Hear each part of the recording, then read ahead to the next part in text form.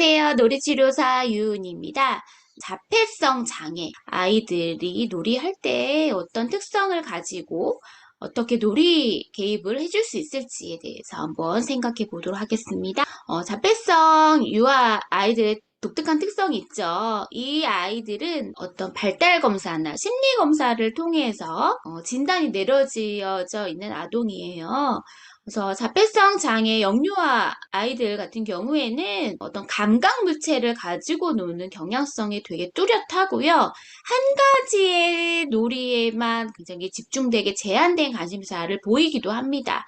혼자 놀이를 주로 많이 하게 되고 특정 놀이에서 반복적인 행동들만 하는 경향이 있어요. 하나의 놀잇감을 가지고 다양하게 놀이하는 것을 어려워할 수 있습니다. 그래서 특정 행동을 굉장히 반복적으로 하는 경향성이 많고요. 어떤 움직임도 매우 반복적인 신체 조절 움직임도 또 나타날 수도 있습니다.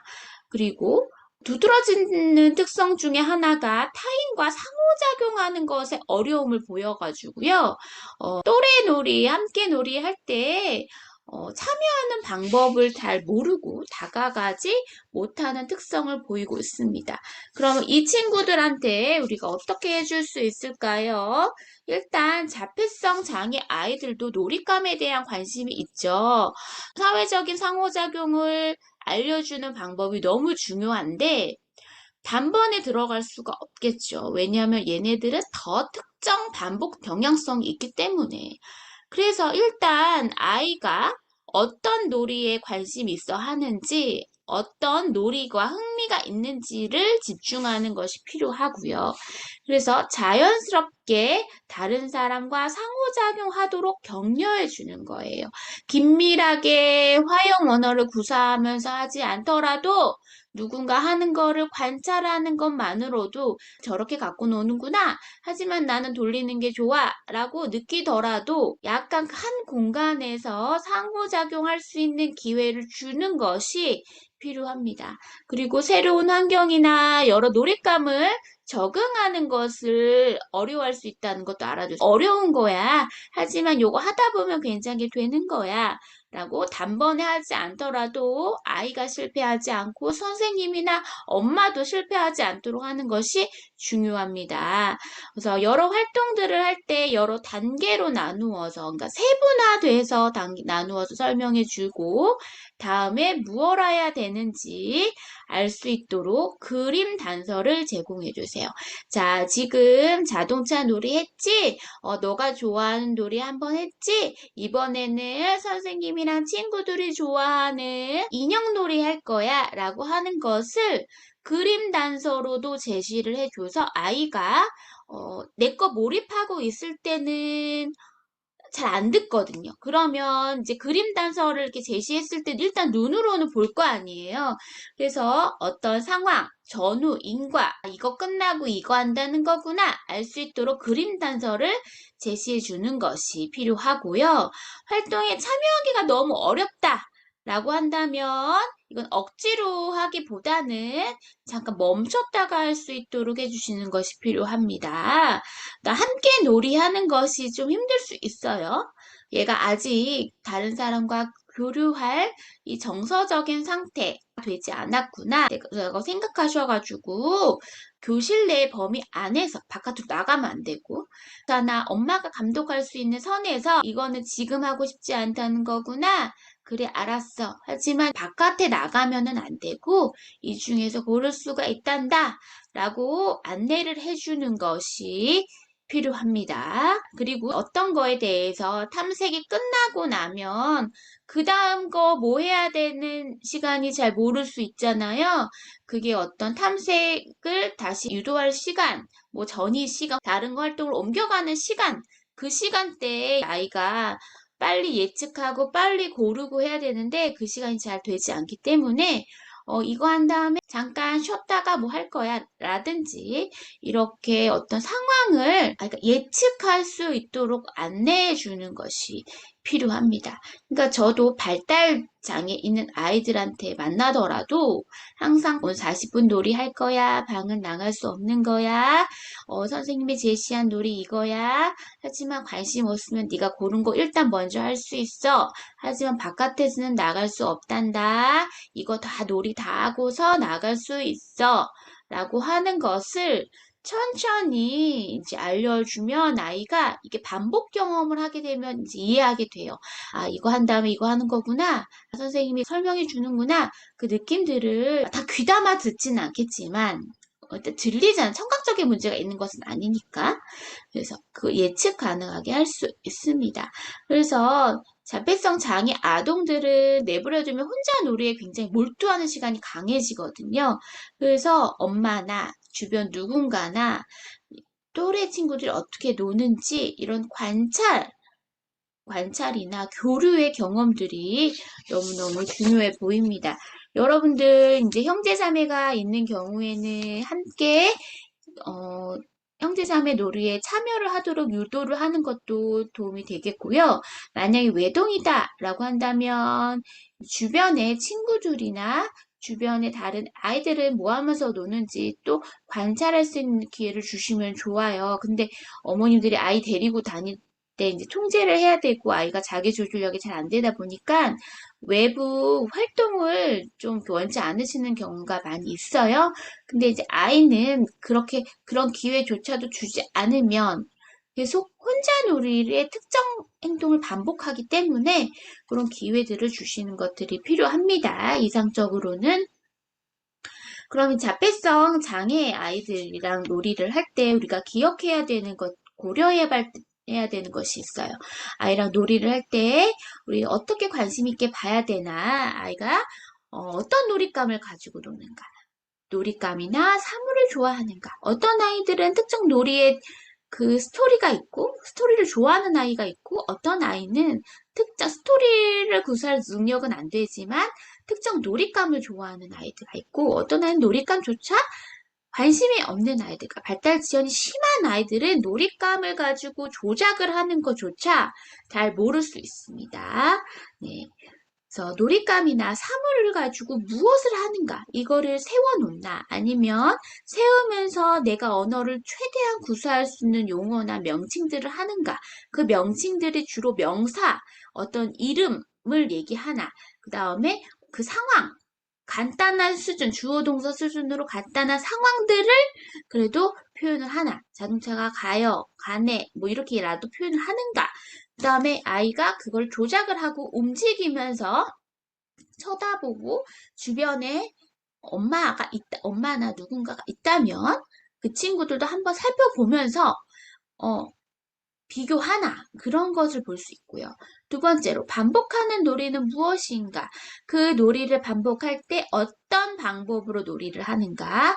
한 가지 이상의 복합 행동을 포함하고 있는가? 그 놀이를 다른 사람을 참여시키는가가 되게 중요합니다. 똑같이 자동차를 가지고 배치하고 배열하다가도 얘가 지차장이야.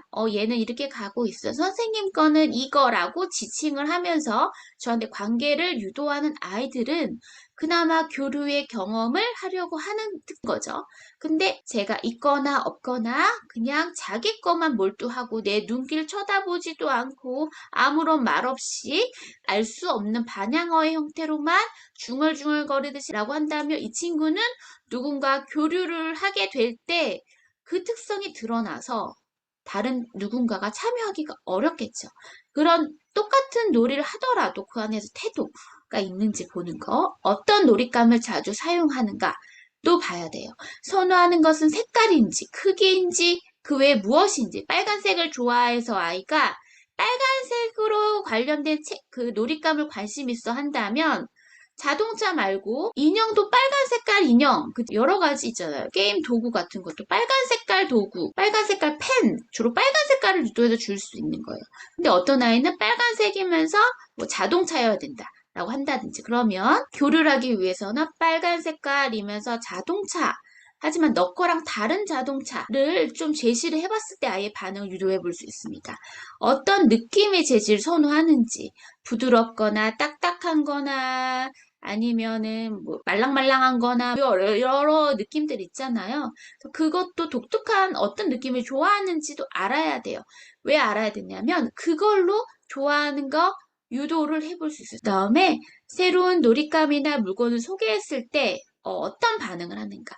발달 놀이 치료할 때도 치료사가 놀이를 계획을 하죠. 예. 그랬을 때 아이가 좋아할 만한 것들을 잘 맞춰서 제시를 했을 때 아이가 내 눈을 더 쳐다보고 나랑 더 교류의 경험하려고 하는지를 봐야 되는 거고요.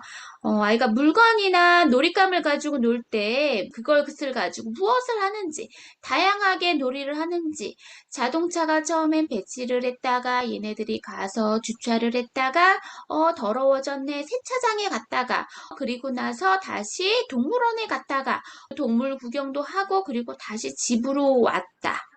이런 식의 할 수도 있고, 뭐 주유소도 등장할 수도 있고, 이렇게 다양한 놀이를 하는가. 그렇지 않고 그냥 일렬로 쭉 열거하는 특성이 강한가. 하지만 또 치료사가 제시하면 쳐다보는가. 그러니까 그렇게 상호작용할 수 있는 실마리를 자꾸 체크를 해봐야 됩니다. 그리고 놀이의 어떤 특성을 조절해서 잘 노는가. 아니면 한 가지 행동만, 예를 들어서 헬리콥터가 있다면 그걸 돌리기만 하는가, 돌렸다가 문도 열었다가 날아다니는 신용도 하는가, 그러니까 이런 특징을 보는 거죠. 그리고 어떤 특정 물건을만 있어야 되나, 가지고 있어야 되나, 수집을 해야 되나를 봐야 되는 거예요. 새로운 것을 소개했을 때 내가 좋아하는 거 옆에 두는가를 봐야 됩니다.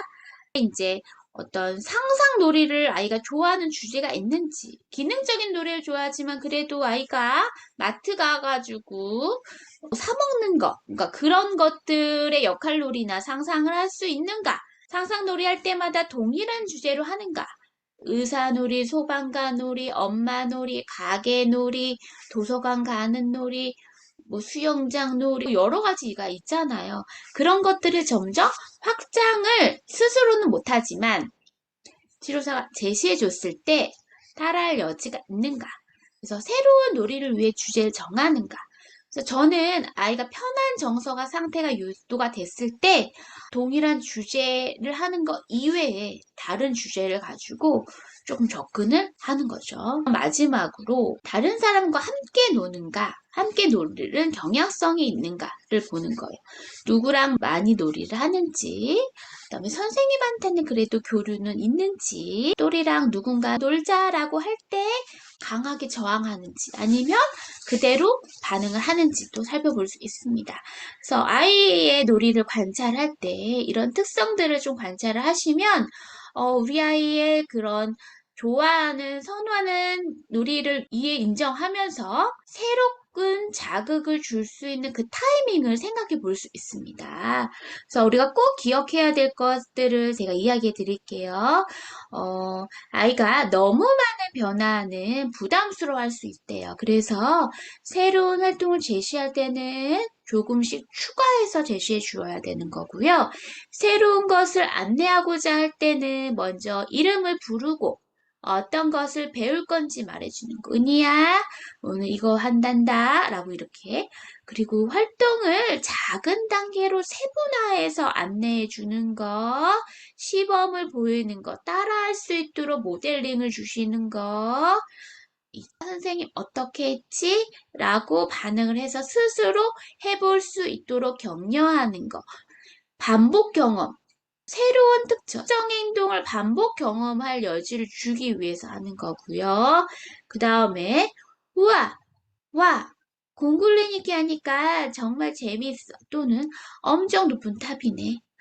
와, 너 은희키만 해와 같이 활동에 참여하는 모습에 대해서도 묘사해 주는 반, 행동 묘사, 추적 반응, 트래킹, 언급하기 등 이런 반응을 해주는 것도 필요합니다. 만약에 아이가 손을 펄럭였거나 자해행동, 자기 스스로 뭐 때리거나 뭐 꼬집거나 뜯거나 이런 행동이 보일 수 있어요. 자해행동 같은 자기 자극, 행동하는 경향이 있다면 손으로 할 수 있는 다른 활동을 찾아서 제안해 주는 거예요. 그 손을 가지고 다른 걸 찢을 수도 있고 그릴 수도 있고 부실 수도 있고 이런 것들을 빠르게 제시를 해 주셔야 되는 거예요. 네. 그래서 여러의 그 세션 동안 저희도 이제 놀이 활동을 계획을 해 나가죠. 근데 예상대로 이 활동은 굉장히 좀 어려움이 있을 텐데 잘 못하는 것도 있고, 이거는 그냥 추가적으로 잘 못할 것 같아서 그냥 해봤는데 또 의외로 반응이 좋은 것들이 또 있을 수 있어요. 그러니까 저도 예측은 하지만 예측이 벗어나거나 예측의 강도가 조금 달라지는 부분들이 있어요. 그래서 그렇기 때문에 아이들한테 우리가 알지 못한 아이가 보여주는 특성이 또 있을 수 있기 때문에 아이가 잘 해볼 수 있는 활동, 관심 있어 할 만한 활동, 그다음에 계속 도전해 볼 수 있는 활동들을 이렇게 계속 선별하셔가지고 추가적으로 계획을 하셨으면 좋을 것 같습니다. 자폐성 장애 아동을 만나거나 장애 아동을 지도하는 선생님들께 이 자료가 도움이 되시기를 바라겠습니다. 저는 노래치료사 유은이었고요. 다음번에도 좋은 영상 찾아뵙겠습니다. 감사합니다.